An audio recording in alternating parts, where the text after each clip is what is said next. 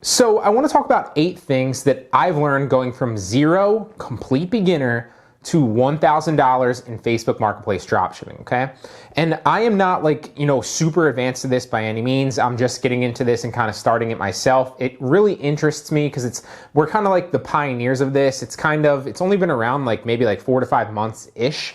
It's maybe slightly longer since the shipping option has been available. So it's still the wild, wild west out there. There's still a lot of opportunity. And so I like kind of touching on these things, A, because it's new, B, because it interests me, C, because I really think it's a great opportunity for a lot of resellers out there. And I think I was going to say 4, but I guess we're on D. And D, I like making these videos for you guys because obviously any insights that I gain, I can relay to you. Also, it serves as a kind of good reminder for me to kind of touch on these things, okay? So first and foremost, we have that you want to adjust your prices slowly on products that are getting a lot of views but not selling, okay? One of the easiest ways to pick up sales that I've seen, especially once you get into it and you've been listing for a week or maybe even longer than that, right, is go back down to some of your older listings and see which ones that you've never gotten a sale on but have a lot of views, because typically that means that there's a lot of interest there, but maybe, not always, maybe the price is what's holding people back. Maybe they think it's overpriced, maybe they're doing research elsewhere and they can get a better deal or something like that, right? So drop the price. It doesn't have to be a lot, it can be, but check your supplier, check if there's a better margin or a worse margin that you can take if you drop the price, but then that might prompt some sales, okay? This is one of the easiest ways that I've made sales. I did this just last night in my own business. I went down to not the very, very end because I did that a couple days ago. And I don't do this every single night, but sometimes the prompt sales, I'll try this out because I'm still I'm kind of treating it like a scientist, right? I'm mixing in different things. I'm taking action in a certain way, and I'm mixing variables in there and then seeing okay, what comes as a result of this? This seems to really work, right? So for example, if there's a product I have that's $45 and my margin is $15 on that because I can get it somewhere else for $30, right? And it has a lot of views but no sales. Maybe I drop the margin to $10 and now I'm selling it for or even $9, right? $39, and I'm making $9 on that. That's still almost a 25% profit margin on that item, right? So little things like that, adjust your price and slowly lower it if you're getting a lot of views on items and listings but not selling them, okay? That's the first thing I've noticed. Go after the low-hanging fruit, tends to work well, okay?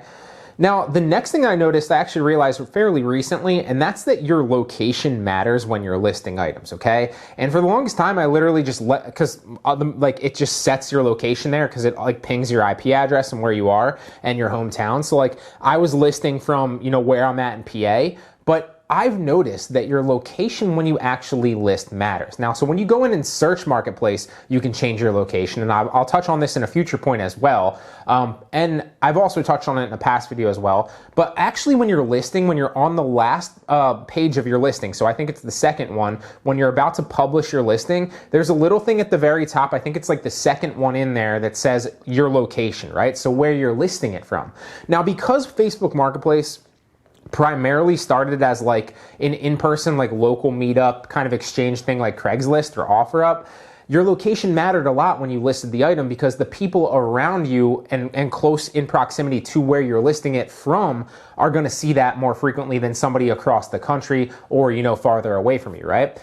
And this is also very, very true. I don't have any proof of this, but I have seen anecdotally, remember I said I'm a scientist, I have seen that I'm getting a lot more views. I haven't actually looked at the sales specifically, but it would lend me to believe that obviously I have a better chance to sell things if I'm getting a lot more views listing from places where, New York City, for example, right? So I live close, I probably live 2 hours outside of New York City, right outside of Philly, but if I list in the mornings, right, because I live on the East Coast, when a big city New York City is kind of waking up like me and they're on the same time zone, if I list super, super early out in LA, which is also a big city, and I say my location is LA, none of those people are going to see it because most people over there aren't up, right? But if I list in New York super early and then, I get the majority of people in a big city, so there's a lot more population there, And also they're on my time zone, so I know that they're awake. I'm gonna get a lot more views because the people,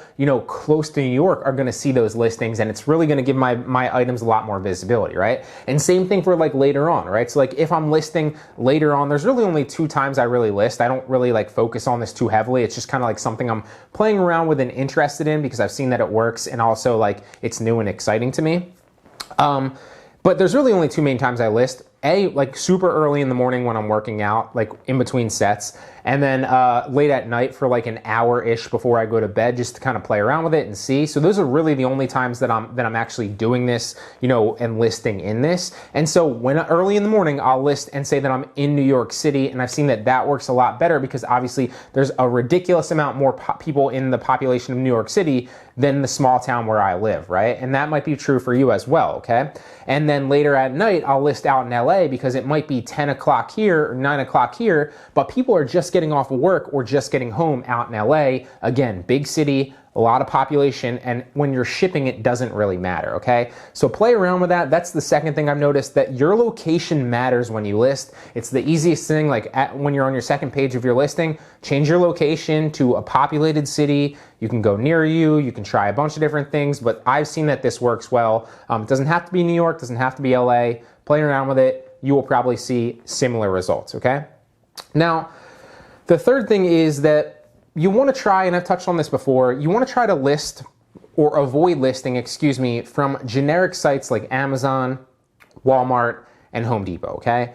There's nothing wrong with them. They work very, very well. And especially, if you have something like Amazon Prime, that's a completely different topic that I don't really want to get into. And you're actually using your Prime account to drop ship to other buyers, which, you can get not in trouble for, but they can shut your account down eventually if you do that. I personally don't do that, and I don't recommend that people do that. You can kind of throw a couple in there every once in a while. It's totally fine if you're ordering a lot of products to you anyway. But I definitely wouldn't just use your Prime account, and if you're ordering 20 things a day to different addresses using Prime, they're going to catch on to that pretty fast, I think, and I don't think that that's going to work very well. Also, it's not a very long-term way to build your business, okay?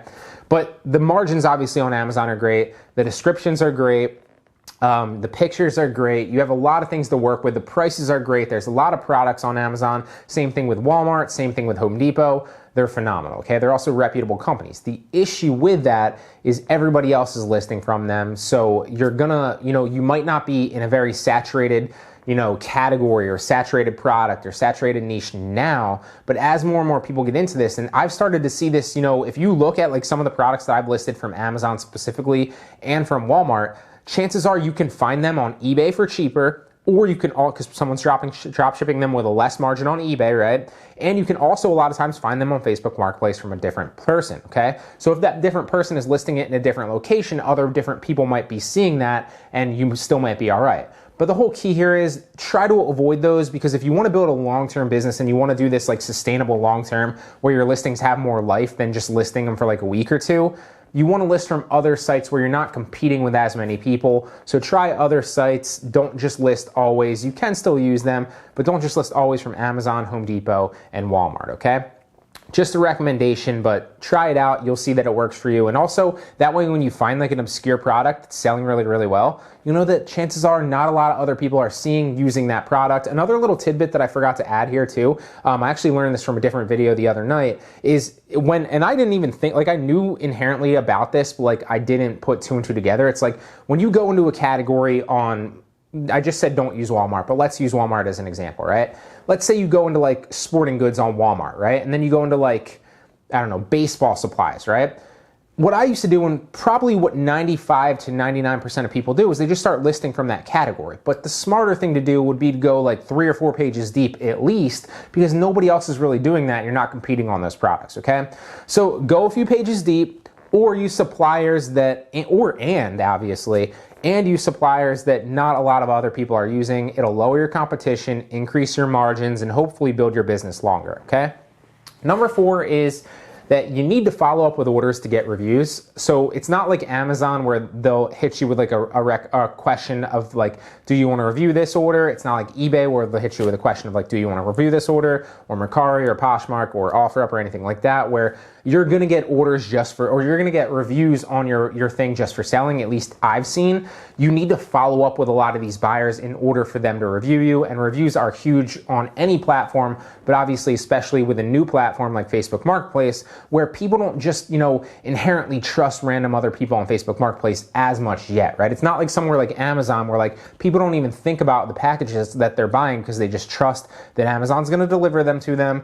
They know that they can always get a refund, and there's just that inherent like built-in trust. It's not like that yet on Facebook Marketplace, obviously, because it's still very, very new. And so your reviews matter a lot more, especially in the beginning, okay? So you need to follow up with orders to get reviews. I have like a simple little script I just copy and paste, like probably a couple days to a week after somebody gets the item delivered, and you can go back into like your shipping orders and like see when it's been delivered, and then message those people like a couple days later, okay? And I don't do that every day. I do that every couple days and just message the people where their orders have been delivered. I follow up with them, and that's a lot easier way to get a review, okay? Now, number 5 is that if you go into Facebook Marketplace from your phone, or also from the computer, I think, but I know for sure from your phone, you can see a lot of the hot items that Facebook is pushing now that seems to be getting sales. What you can do is you kind of like check that every a couple times a day randomly. It's not hard to just pop on your phone and like look at Facebook Marketplace to see what they're suggesting you, because chances are what they're suggesting you, if you keep seeing items like that, are selling very, very well, and that's why they're putting them on the home pages of those specific categories and the home pages of Facebook Marketplace, okay? Before we get into number 6, if you're wondering why it's like bright and then dark all of a sudden, bright and then dark, it's because the sun continues to go through a passing cloud that's like bright, dark, bright, dark. So that's why you're seeing it like dim in and out. Number 6 is that other sellers can actually see the products that you're selling on Facebook Marketplace, specifically if they find your profile, and then potentially reverse engineer your best sellers, okay? So for example, I'm in a lot of Facebook groups, so what I can see is like if somebody's posting in one of those Facebook groups, and I don't specifically do this, but I did take it a step further than the last video I talked about it, and I know that you can actually do it now if I wanted to. You can see like if you're in a Facebook Marketplace group that's like a bunch of drop shippers, and somebody's always talking about like how they have a lot of sales, they have a good day, which if you're in a Facebook group like that, you will see that. What you can then do is you can then figure out, you can click on their profile, number 1, and first and foremost, most of the time it's going to tell you where they're located and what city they're in. Then you can literally go to Facebook Marketplace, into the search bar, search for their name, and then expand it out like 500 miles with your radius.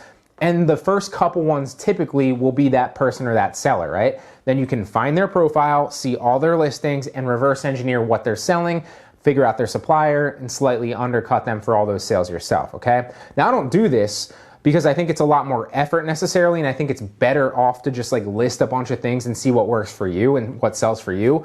But you can do that because it's not like somewhere like Amazon, it's not like somewhere like any other place like that where you can kind of hide behind a seller profile or change it and people won't necessarily know where that is, okay? And this is also true if like you're like me, for example, like you're creating tutorials and showing your profile. Other people can obviously go search that in Facebook Marketplace and figure out what you're selling, find your suppliers, and list all those same products, okay? So just keep that in mind. I don't know if a lot of people know that or a lot of people realize that. I'm not personally doing that, but it is something that you can do and that other people I'm sure are doing. That ties me into number 7, which is you don't want to delete old products. Now, there's 2 reasons for that, okay? First and foremost, because of the fact that other people can kind of search through, you never want them to be able to know specifically. It's a lot easier if like you have 15 products to reverse engineer those 15 products, right? If you have a couple hundred products or 1,000 products, nobody's going to go in and nobody's going to be able to know specifically which products are selling well, and that's one reason why you don't want to delete listings, because it's not like eBay where like you can see the sales on products on those specific pages and how much they've sold recently, right? So that's one of the reasons you don't want to delete old products, okay? The second one is that I have seen that like old products do get sales, right? So there have been plenty of times where like listings that I listed like a week or 2 ago have been like pretty much dead in my opinion, and I'm like on the verge of going to delete them, but then like a day or so later they sell somehow, even though they barely had any views, okay? So that would lead me to believe that listings are never really dead. They do sit there, and their shelf life, obviously you're gonna get a lot more visibility and views initially when you list them and like close to when you list them, but that would indicate that they're never actually fully dead, especially if you're renewing them. And even after you renew them, they're still like live on the marketplace. It's just they might be like hidden down in search a little bit. And so I have seen that you can specifically get sales on old items. And I'm honestly not sure that Facebook is like eBay in a way where like they're tracking your store's sell-through rate.